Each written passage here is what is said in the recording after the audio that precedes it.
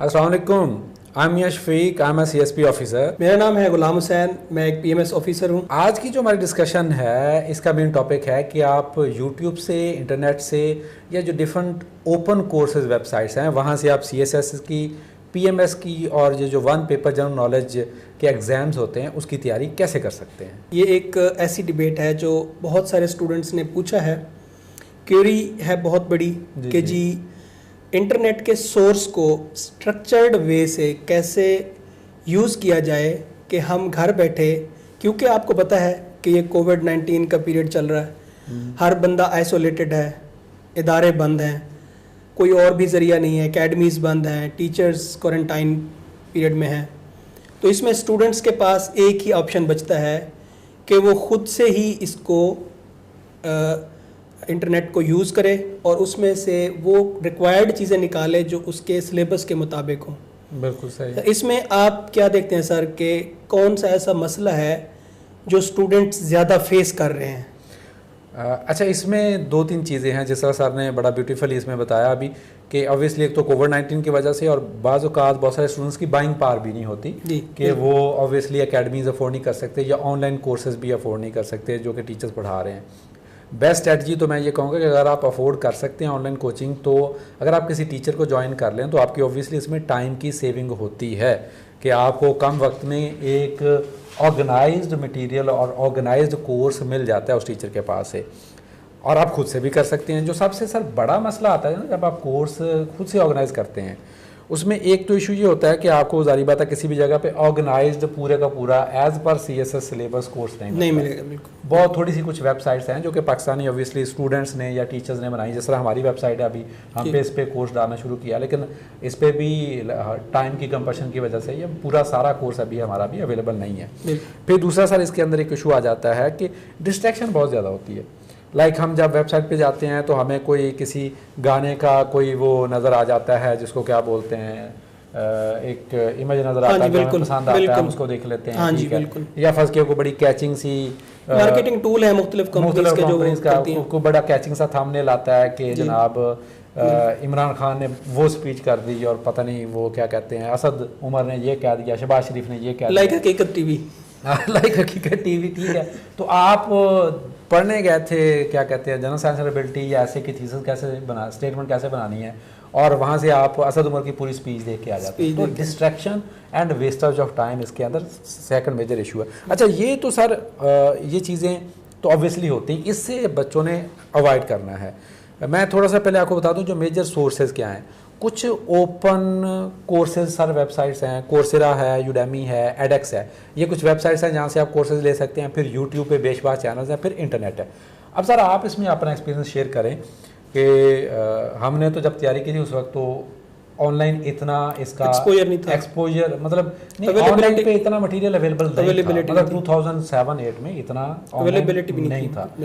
अभी रिसेंटली तो बड़ा फ्लड ऑफ इंफॉर्मेशन आया है, तो किस तरह से और किन किन सब्जेक्ट्स के अंदर हम इंफॉर्मेशन को गैदर करेंगे? पहले तो किन किन सब्जेक्ट में, फिर उसको गैदर करके ऑर्गेनाइज कैसे करेंगे? सर इसमें सबसे जो बड़ा जो इशू स्टूडेंट्स फेस करते हैं वो ये है कि एक तो कनेक्टिविटी का इशू होता है बहुत सारे बच्चों को। जैसे हमारे जैसे हम आज हमने एक organise lecture live lecture organise किया है, तो बहुत सारे बच्चों को इशू आ रहे थे कनेक्टिविटी का। अब वो बच्चे क्या करते हैं कि वो YouTube में जो रिकॉर्डेड लेक्चर पढ़े हैं या वीडियोस हैं या नेट के ऊपर जो मटेरियल हमारे पास अवेलेबल है जी वो उसको एक्सेस करते हैं और उसमें से सिफ्ट करके अपना रिक्वायर्ड मटेरियल निकालना चाहते हैं कि हम घर बैठे जो किताब में से कोई टॉपिक नहीं है या किताब अवेलेबल नहीं है तो हम उसमें से कोई ऐसा टॉपिक निकाल लें, उसको स्विफ्ट करके उसमें से हम अपने रिक्वायर्ड इन्फॉर्मेशन लेकर उसके नोट्स बना लें। ठीक है, उसमें जो चीज़ें बच्चे फेस करते हैं वो ये कि जैसे आपने बताया कि एक तो डिस्ट्रैक्शन के बाद ज़ाहिर है आपका फोकस टूट जाता है, कंसंट्रेशन आपकी उस सब्जेक्ट के ऊपर या उस वेबसाइट के ऊपर या यूट्यूब के उस चैनल के ऊपर नहीं रहती। आप जब एक वेबसाइट खोलते हैं तो एडवर्टीजमेंट्स चल रही होती हैं, डिस्ट्रैक्शन की बहुत सारी डिवाइसेस चल रही होती हैं, या फिर आप जो मेंटल एक थकावट सी आती है, एक फटीग सी फील होती है कि जी मैं अब कोई और चीज़ देख लूँ, इंटरटेनमेंट की या रिक्रिएशन चीज़ देख लूँ। अब सर्च जो है ना वो आप 15 मिनट करते हैं और एंटरटेनमेंट वाली चीज़ जो है ना वो 20 मिनट देखते हैं। जैसे फेसबुक है, आप फ्लिप करते जाएं आपको स्क्रीन टाइम आपको पता नहीं चलता कि पूरे दिन में आपने 6 घंटे जो है वो फेसबुक पे गुजार दिए हैं। जी, इसको कहते हैं ग्लूड विद स्क्रीन, कि आप स्क्रीन के साथ चिपक गए हैं। तो इस तरह नहीं करना चाहिए। आप पहले एक लिस्ट बना लें, प्ले लिस्ट का ऑप्शन भी होता है, आप प्ले लिस्ट का भी ऑप्शन होता है। आप एक लिस्ट बना लें, ठीक है, चेक लिस्ट बना लें कि जी आज के दिन मैंने यूट्यूब के ऊपर या वेबसाइट के ऊपर ये टॉपिक सर्च करने हैं। ठीक हो गया, मतलब आप पहले से प्री प्लान जा रहे हैं कि आपने ये कोर्सेज जो है वो सर्च करने हैं, उनको सर्च करके फिर आप जी ठीक हो गया। रैंडम सर्चिंग, ठीक है, एंड रिसर्चिंग, ठीक है, ये आपको it lands in an island of no man, कि आपको ऐसे जजीरे में छोड़ देगी जहाँ पे आप गुम हो जाएंगे, क्योंकि इतना ज्यादा समंदर है सर। तो आपको क्या करना चाहिए कि आपको एक चेकलिस्ट बनानी चाहिए, फोकस के साथ आप टाइम लिमिट बना दें कि जी ये 2 घंटे हैं, इन 2 घंटों में मैंने ये जो 4 टॉपिक हैं 5 टॉपिक हैं इनको मैंने कवर करना नेट के सोर्सेज से। बिल्कुल सही है। फिर आप आर्टिकल पढ़ें, उसमें कोई न्यूज़ कटिंग पढ़ें, उसमें कोई एब्स्ट्रैक्ट पढ़ें, आप उसमें कोई आप वीडियो देखें, ठीक है। और मज़े की बात है, हमारे एक दोस्त जो है ना वो इसको यूट्यूब यूनिवर्सिटी कहते हैं। बिल्कुल देते कि ये एक यूनिवर्सिटी का फॉर्म में टर्न हो रही है। इसमें आपको हर चीज़ अवेलेबल है, बिल्कुल सही, जो टॉपिक आपने सर्च करना है, गुड या बैड, जिस तरह का भी कंटेंट जिस चीज़ को मिला है उन्होंने अपने चैनल्स बनाकर। और ये जो कोविड-19 है इसने तो एक वो बहुत ज़्यादा उसमें बूम आया है। अच्छा, जब आपने पूछा कि सब्जेक्ट कौन कौन से हैं, तो हम सारे सब्जेक्ट का नाम तो नहीं ले सकते। बिल्कुल सही है। चंद एक सब्जेक्ट्स हैं जो मैं भी कंसल्ट करता रहा हूँ जी सर, और उसमें हम नेट पे देखते हैं कि उनमें मटेरियल भी काफ़ी क्वालिटी का मटेरियल पड़ा हुआ है। ठीक है। उसमें एक डिबेट जनरेट होती है कि आया कि जो वेबसाइट से हम डाटा ले रहे हैं, जी सर, आया कि वो ऑथेंटिक है कि नहीं है।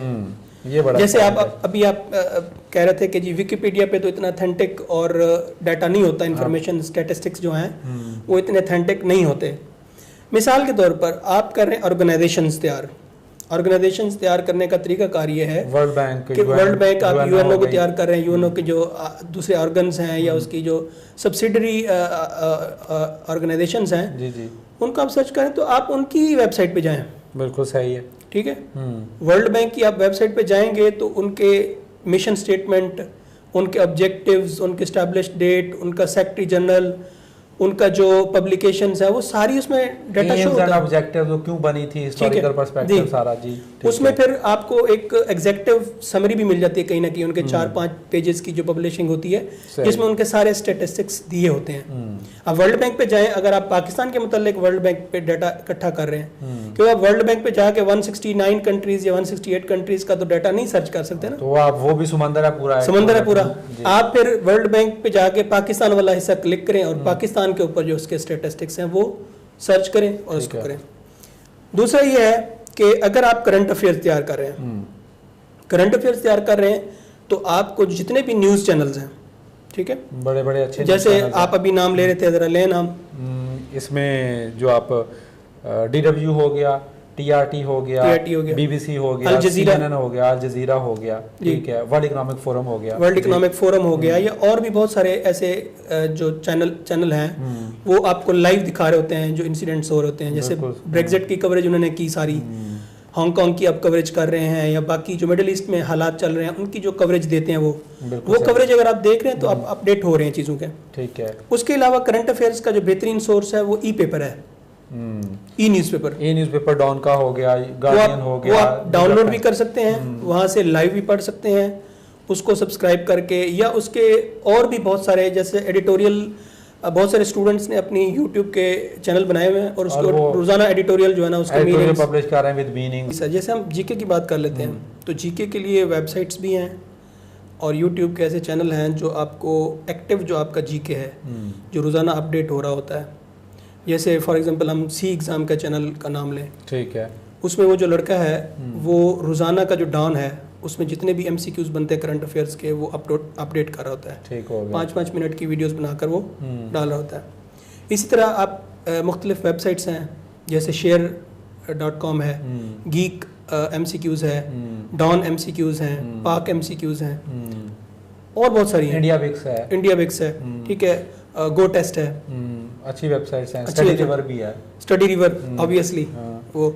तो ये सारी जो है ना, ये MCQs भी प्रोवाइड करते हैं और ये आपको क्विजेस भी देते हैं, मतलब आप अपनी एबिलिटी को असेस भी कर सकते हैं। सही है। और आप वहाँ से लर्न भी कर सकते हैं, पढ़ भी सकते हैं। और ये नहीं है कि वहाँ पे ऐसे ही 1000, 2000, 5000 MCQs दिए हुए हैं, टॉपिक वाइज उन्होंने दिए हुए हैं, ऑर्गेनाइज करके उसको ऑर्गेनाइज करके जो आपको जरूरत है जिसके लिए एग्जैक्टली कर रहे हैं। ठीक है, ठीक है ना। इसी तरह फिर आप जियोग्राफी को तैयार करना चाह रहे हैं, वर्ल्ड जियोग्राफी मैप्स पढ़ना चाह रहे हैं, क्रिकेट का बहुत ज़बरदस्त चैनल है, एक इंडियन लड़का है वो चला रहा है।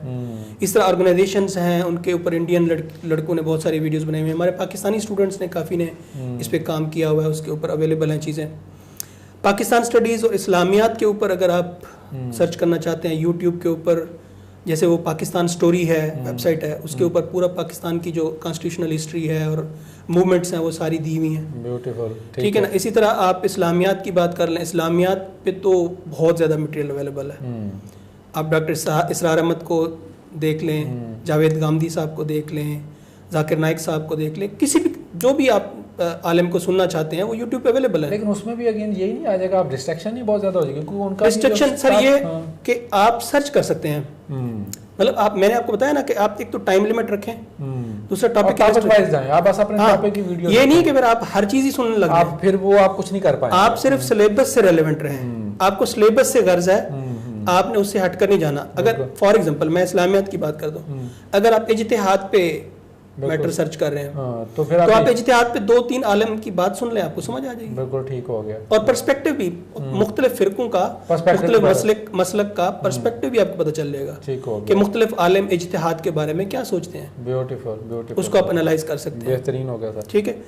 उसके बाद जो ऑप्शनल सब्जेक्ट्स हैं उनमें जो सर मेजर जो मुझे हर्डल हुई थी, मेरे अगर आपको जेंडर स्टडीज की बात करूँ तो थ्योरीज जो है ना मुझे बुक से समझ नहीं आई, थ्योरीज को मैंने जाके यूट्यूब पे देखा। ठीक हो गया। ठीक है।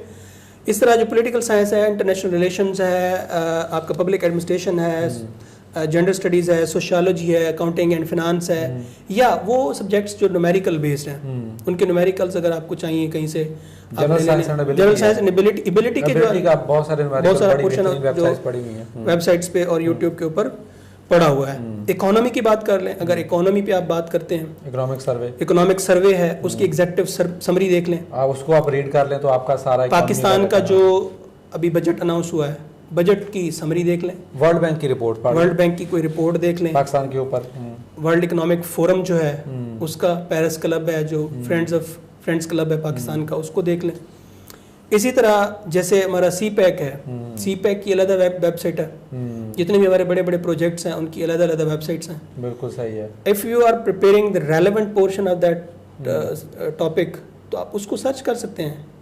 और वैसे आप गूगल पे अगर आपको नक्शा चाहिए, मैप चाहिए, गूगल करें तो आपको सारे वो मैप्स खुल आते हैं, वर्ल्ड का, पाकिस्तान का, डिस्प्यूटेड जो एरियाज़ हैं, सीज़ हैं, जो डिस्प्यूटेड आइलैंड्स हैं, वो सारे आपको सामने आपके आ जाते हैं। तो मैं ये समझता हूँ कि अगर ऑर्गेनाइज तरीके से इसको देखा जाए, अब साइंस सब्जेक्ट्स के बारे में मैं आपसे आपकी राय लूँगा। चलें, दैट्स ब्यूटीफुल। अच्छा, सर ने जो बातें माशाल्लाह बताई हैं बड़ा बेहतरीन, क्योंकि रिसेंटली सर ने अभी एग्ज़ाम क्लियर किया है, तो वो हैंड्स ऑन उनके ऊपर, मतलब उनका एक एक्सपीरियंस है, तो वो उन्होंने बड़ा बेहतर इस चीज़ को गाइड किया है। अच्छा, इसमें मैं थोड़ी सी एक टिप यहाँ पे देना चाहूँगा कि जो सर भी बार बार इस चीज़ पे फोकस कर रहे थे कि आप, जो मुझे एक डर लगता है कि आप स्क्रीन टाइम आपका बहुत ज़्यादा ना हो जाए, आप टाइम वेस्ट ना करें। तो सबसे पहले सिलेबस को देखते हुए आप टू द पॉइंट ही जो कोर्सेज़ हैं उसको आप सर्च करें। ठीक है, जो टॉपिक्स हैं उसको आप सर्च करें। यूट्यूब के अंदर ही आपके पास एक ऑप्शन होता है कि आप प्ले लिस्ट अपनी बना सकते हैं। तो पहले आप स्क्रॉल कर लें, जो अच्छी अच्छी वीडियोज़ हैं किसी एक टॉपिक के मतलब, सेव का ऑप्शन, उनको सेव का ऑप्शन करके अपनी एक प्ले लिस्ट बना लें, उस प्ले लिस्ट के अंदर से फिर चीज़ों को देखते जाएँ। पहला पॉइंट हो गया। फिर इस तरह आप अपने सब्जेक्ट वाइज फोल्डर भी बना सकते हैं। आप अपने कंप्यूटर के ऊपर, लाइक अगर जनरल साइंस और एबिलिटी की बात करता हूँ तो जनरल साइंस और एबिलिटी का फोल्डर बनाएं, उसके अंदर साइंस का फोल्डर अलग, एबिलिटी का फोल्डर अलग। ये कुछ नई चीज़ नहीं मैं बता रहा, लेकिन आपके आसानी की खातिर फिर चैप्टर वाइज फोल्डर बना लें और उसके अंदर अपना मटीरियल रखते जाएँ। एक क्वेश्चन है मेरा आपके लिए सर, लेकिन मैं उससे पहले ज़रा साइंस का रिलेटेड पहले आपको बता दूँ।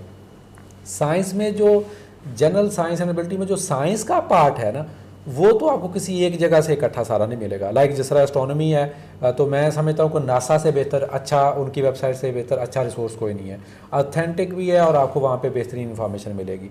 फिर इस तरह अगर आप ज्योग्राफी के रिलेटेड जाते हैं तो आपको ए लेवल्स की भी बहुत सारी वेबसाइट्स मिल जाती हैं, या नेशनल ज्योग्राफिक है, ठीक है, उसकी वेबसाइट है, वहाँ से आपको मिल सकता है।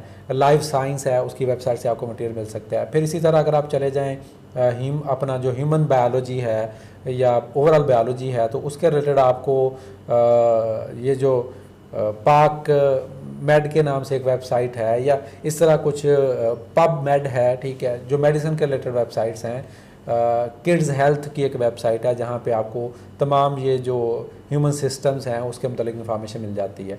फिर अब आप आ जाएँ एबिलिटी के पार्ट की तरफ, तो इंडियन चैनल्स हैं, कुछ डियर सर है, महिंद्राज है, और इस तरह डिफरेंट और काफ़ी चैनल्स हैं। आप टॉपिक वाइज अपने इश्यूज़ को सर्च कर सकते हैं और वहाँ से आप तैयार कर सकते हैं, ठीक है। अच्छा, अब इसमें दो चीज़ों का प्रॉब्लम आता है। आपने रीडिंग तो कर ली, आपने वीडियो तो देख ली, वो आपको रिटेन नहीं रहेगी, ठीक है। आप पेपर वाले दिन जब आप जाते हैं, भले आपने प्ले लिस्ट बनाई हुई है, अब वो प्ले लिस्ट है फर्ज किया 100 hour, you can't why that playlist at the 11th hour. इसको आप नोट्स बनाने चाहिए कि नहीं बनाने चाहिए? बस मैं समझता हूँ कि आपको जैसे जैसे आप वीडियोस देखते जा रहे हैं या इंटरनेट से मटेरियल इकट्ठा करते जा रहे हैं, वो आप उसके नोट्स बनाते जाएं। स्टिल मेरा ये ओपिनियन है कि आपकी जो रेफरेंस बुक है उसको आप ना छोड़ें काइंडली। फर्स्ट क्या जनरल साइंस एबिलिटी की मैं अगर बात करता हूँ, आप उसको फॉलो करें। ये जो मटेरियल है ये आपको सप्लीमेंट करेगा, इसको आप प्राइम सोर्स के तौर पर ना लेके चलें। ये आपका जो मेन मटेरियल है, जो आप एक किताब CSS पे फॉलो कर रहे हैं इस्लामियत की, मिसाल के तौर पर कोई टॉपिक नहीं मिल रहा वहाँ से, हाँ, तो वहाँ से नहीं मिल रहा है तो उसको आप सप्लीमेंट करें। फिर इसके साथ नोट्स कैसे बनाएंगे, और दूसरा ये है कि सारी अगर तैयारी इंटरनेट से करते हो तो असेसमेंट कैसे करवाएंगे? सर इसमें जो आपने नोट्स का कहा, वीडियो से नोट्स बनाना बहुत टाइम टेकिंग है। ये मेरा एक्सपीरियंस है, कुछ स्टूडेंट्स भी बताते हैं कि जी वीडियो से नोट्स बनाना बहुत ही हेक्टिक काम है, बार बार आपको वीडियो स्टॉप करनी पड़ती है, बैक करनी पड़ती है, आगे करनी पड़ती है, ये आप नहीं कर सकते। इसके दो तरीके हैं। इसका तरीकाकार ये है कि आप वीडियो को एक दफ़ा पहले सुन लें, फिर जब दूसरी दफ़ा सुने ना, तो दूसरी दफ़ा सुनने के बाद, वीडियो को मुकम्मल सुनने के बाद जो आप इंफॉर्मेशन आपको रिटेन रहे वो लिख लें।